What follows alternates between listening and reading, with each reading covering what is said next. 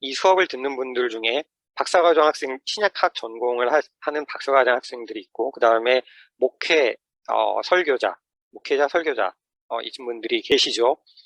먼저 말씀드리고 싶은 건 박사과정 학생들은 논문을 쓸 때, 논문을 쓰면은 자기가 다루는 본문, 예를 들어서 갈라디아서면 갈라디아서에 관련된 다른 2차 자료나 아니면 갈라디아서 본문만 계속 이렇게 보게 되거든요.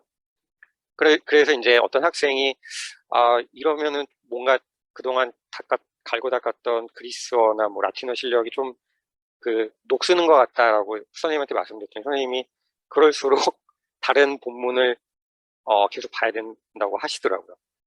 그러니까 의외로 박사과정 이제 코스웍이 지나면은 프로포저하고 논문 쓰시고 하면은 한 곳에 치중되는 공부를 할 수밖에 없기 때문에 가능한 한 지금 로마서를 연구를 하시는 분이 아니라면은 지금 우리가 로마서 공부하는 이 본문은 쭉 읽으시면은 전체 다 읽으시면은 좋을 것 같습니다.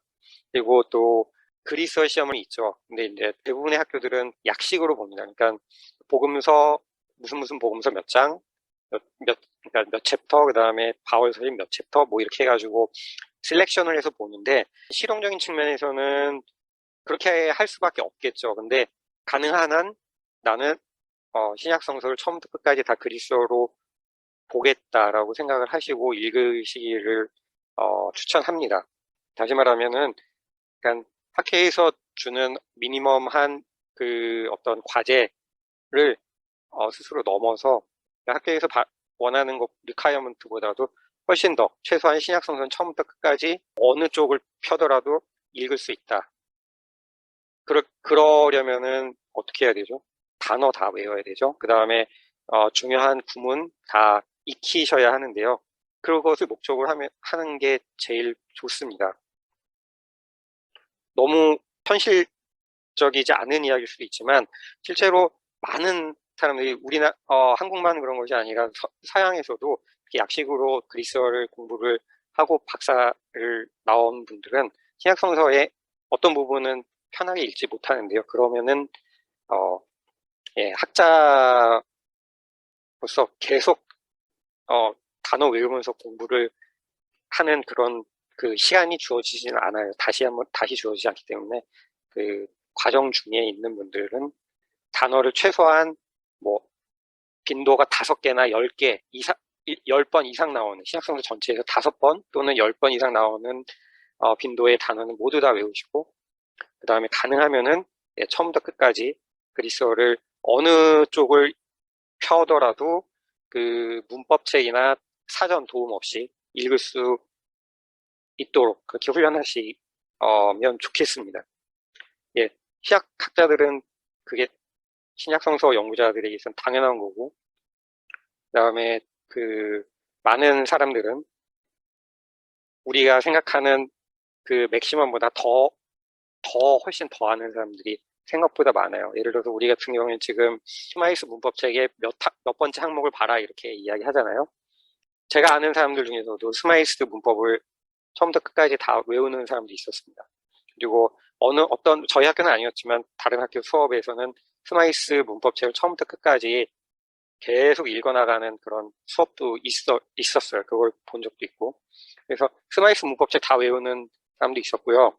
자기 스마이스 문법책이 너덜너덜해진 거를 자랑스럽게 여기는 그런 학생도 있었습니다. 당연히 그리스어 네스랄라는 성경은 너덜너덜해져서 책 등이 다 헤어질 정도로 읽는 거고요. 그리고 또 어떤 서양 고전학을 공부하는 학생은 우리는 보통 비덱이라고 해서 바워 댕커 사전을 주로 쓰죠.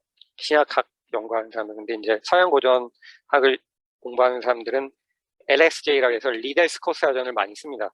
그러니까 신약학 공부하는 사람들도 원래 리델 스콧 사전하고 비덱 사전을 다 같이 봐야지 맞고, 요즘에는 또 브릴에서도 사전이 나왔고, 지금 캠브리지에서도 사전이 나왔잖아요. 그래서 그런 것들을 다 같이 보는 게 좋은데요. 한 친구는 제가 아는 친구인데요. 이제 박사과정 중에 LSJ는 비덱보다 덩치가 더 크거든요. 근데 그거를 다 외우려고 하는 친구가 있었어요. 제 친구 중에. 그리고 그 친구 말로는 자기가 아는 사람은 다 외웠다고 하더라고요. 그러니까 그 정도로 수준을 높게 가는 사람들이 곳곳에 있습니다. 곳곳에.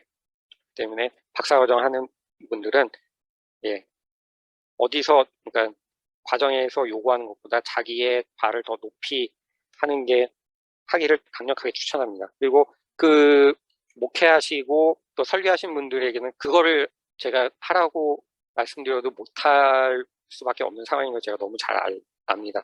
그런 분들도 만약에 초급 문법이 조금 잘 아직도 자꾸 살펴봐야 된다 그러면은 어느 날 한 달을 잡으시고 초급 문법 책은 특히 목회 현장에 계신 분들은 1년에 한 번은 예, 꼭 되풀이해서 본다라고 생각을 하시면 됩니다. 히브리어 문법책, 헬라어 문법책 초급을 대부분 다 30장이나 35장 정도 챕터가 그렇게 구성되어 있기 때문에 하루에 한 챕터 정도 공부하면은 초급 그 문법책은 뗄 수가 있어요. 그러니까 그걸 계속 반복해서 보시는 게 좋습니다. 목회자분들도 이 지금까지 몇 년 들여서 공부하는 거를 1년에 한 번 정도는 다시 한번 문법책을 본다라고 생각을 하시고 또 조금 읽는 재미를 위해서 제가 말씀드렸던 그 UBS에서 나온 리더스 에디션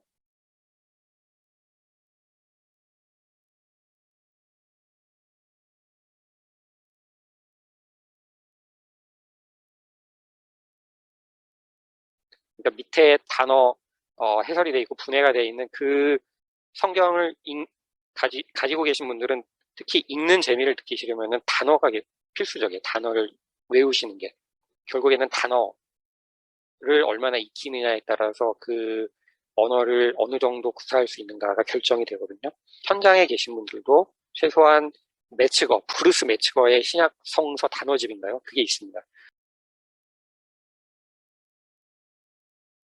그거를 다 외우시면은 정말 좋습니다. 그러면 그걸 외우시면은 그다음부터는 이 리더스 에디션에 있는 밑에 있는 단어 그 해설의 도움을 받아서 실제로 쭉 본문을 읽어 나가실 수 있어요.